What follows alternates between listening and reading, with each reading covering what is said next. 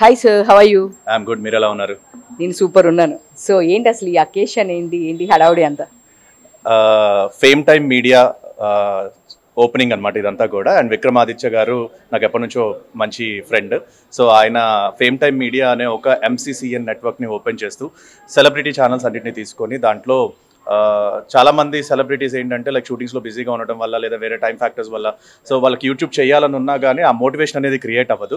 So Vikram భయ్య ఎలాగో మంచి పిఆర్ ఉంటుంది, అలాగే మంచి మాటగారి అండ్ అలాగే తర్వాత వర్క్ కూడా చాలా ఎఫిషియెంట్గా చేస్తారు కాబట్టి సో ఆయన వాళ్ళందరినీ కూడా కన్విన్స్ చేసి ఈ ఫేమ్ టైమ్ మీడియాలోకి వచ్చేలాగా చేసి వాళ్ళని ఎంకరేజ్ చేస్తున్నారు యూట్యూబ్ వీడియోస్ చేయడానికి అండ్ వాళ్ళు కూడా రెవెన్యూ సంపాదించుకునేలా చేయడానికి.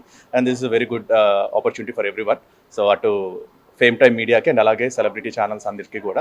అండ్ ఐ విష్ సెలబ్రిటీస్ అందరూ కూడా ఎవరైతే ఇప్పటివరకు చేద్దాం అని పోస్ట్పోన్ చేస్తూ మోటివేషన్ని పక్కన పెట్టారో వాళ్ళందరికీ కూడా ఒక strong motivation pillar Vikramaditya fame time media.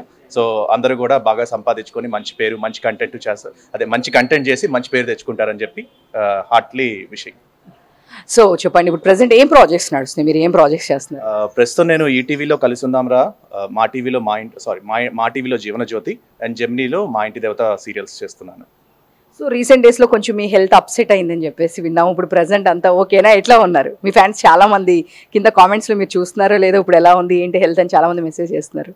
Fans update అయ్యారు, మీరే అప్డేట్ అవ్వలేదు. ఎప్పుడో 2 years బ్యాక్ లేదు, ఇప్పటికే వస్తున్నాయి, మీరు ఇంకా చూడట్లేదు. అంటే యూట్యూబ్ అల్గోరిథం అలా వర్క్ చేస్తుంది, మనం ఏం చేయలేం. ఎప్పుడో పాత వీడియోస్ ని కూడా తవ్వి మళ్ళీ చూపిస్తూ ఉంటుంది.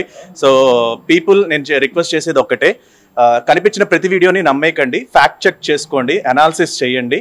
అండ్ అన్ని రిసోర్సెస్లో ఆ విషయాన్ని గురించి ప్రాపర్ ఇన్ఫర్మేషన్ తెలిసిన తర్వాతే ఆ విషయం నిజమని నమ్మండి.